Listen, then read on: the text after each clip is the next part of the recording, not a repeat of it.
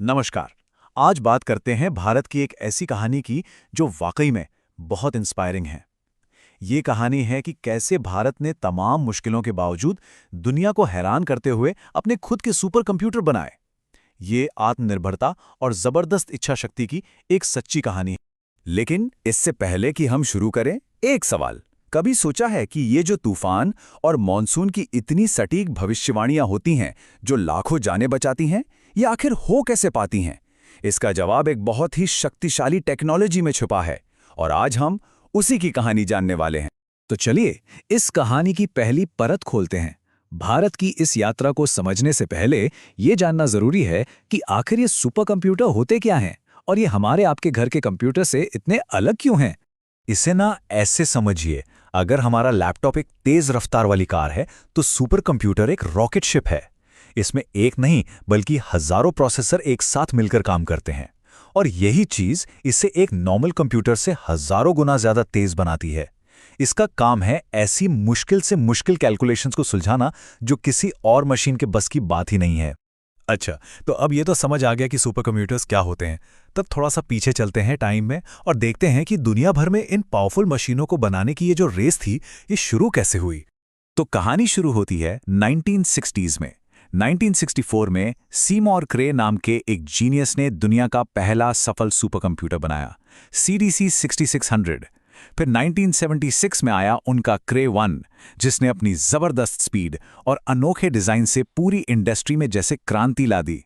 और आज तो हम अमेरिका के फ्रंटियर और जापान के फुगाकू जैसे सुपर कंप्यूटर्स को देखते हैं, जिनकी स्पीड पेटाफ्लॉप्स में नापी जाती है, मतलब प्रति सेकंड 1000 खरब कैलकुलेशंस। जरा सोचिए।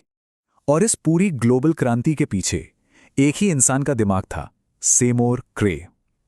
उन्हें आज भी सुपर कंप्यूटिंग का जनक कहा जाता है। उनका जुनून ही था जिसने इस टेक्नोलॉजी को हकीकत बनाया।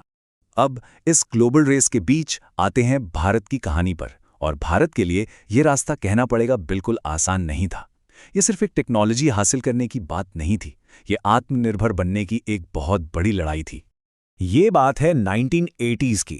भारत, जो कि एक कृषि प्रधान देश है, अपने मॉनसून पर बहुत ज्यादा निर्भर था।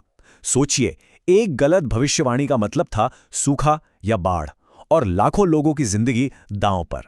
इसीलिए मौसम का एकदम सटीक अनुमान लगाने के लिए भारत को एक सुपर कंप्यूटर की सख्त जरूरत। तो भारत ने अमेरिका से संपर्क किया कि हमें क्रे XMP सुपर कंप्यूटर चाहिए। लेकिन यहीं पर कहानी में एक बड़ा ट्विस्ट आया। भारत कह रहा था कि हमें ये मौसम की भविष्यवाणी के लिए चाहिए, पर अमेरिका को डर था कि इसका इस्तेमाल कहीं न्यूक्लियर वेपन्स बनाने में ना हो जाए।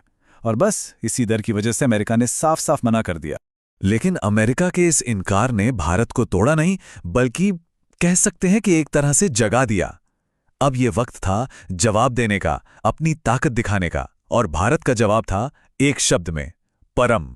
भारत ने इस चैलेंज को एक मौके की तरह देखा। 1988 में सरकार ने CDAC यानी centre for development of advanced computing की स्थापना की, और इस बड़े मिशन को लीड करने के लिए चुना गया एक जबरदस्त वैज्ञानिक को, डॉक्टर विजय भटकर। डॉक्टर विजय पांडुरंग भटकर, ये वो नाम हैं जिन्हें आज हम सब भारतीय सुपर कंप्यूटर का जनक कहते हैं। इन्हीं के लीडरशिप में ये जो असंभव सा सपना था, वो हकीकत बनने वाला था। और फिर सिर्फ 3 साल की दिन रात की मेहनत के बाद वो साल आया जिसने इतिहास बदल दिया, 1991। और जन्म हुआ परम 8000 का, भारत का पहला अपना स्वदेशी सुपर कंप्यूटर। इसने दुनिया को सिर्फ अपनी परफॉर्मेंस से ही नहीं, बल्कि अपनी कम लागत से भी हैरान कर दिया। CDAC ने क्या किया कि एक महंगे प्रोसेसर की जगह कई सारे प्रोसेसर को एक साथ जोड़कर काम करवाया। इसे पैरेलल कंप्यूटिंग कहते हैं, और यह तरीका कई ज्यादा सस्ता और असरदार साबित हुआ। यह वाकई में आत्मनिर्भर भारत की एक जबरदस्त जीत थी। लेकिन कहानी यहां खत्म नहीं होती। परम 8000 तो बस एक शुरुआत थी। सफर अभी बहुत लंबा था।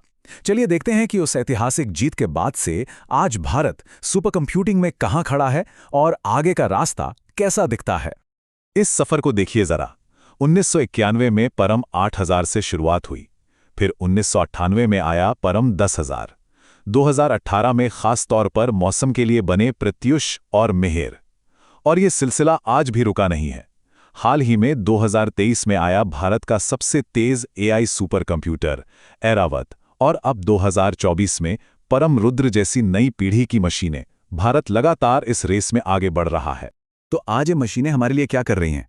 वही सटीक मौसम की भविष्यवाणी जिससे लाखों जानें बचती हैं, स्पेस मिशंस में मदद, नई दवाइयां और वैक्सीन बनाने में, और हाँ, आर्टिफिशियल इंटेलिजेंस का तो ये समझिए कि ये दिमाग हैं, ये असल में भारत के विकास का इंजन बन चुके हैं।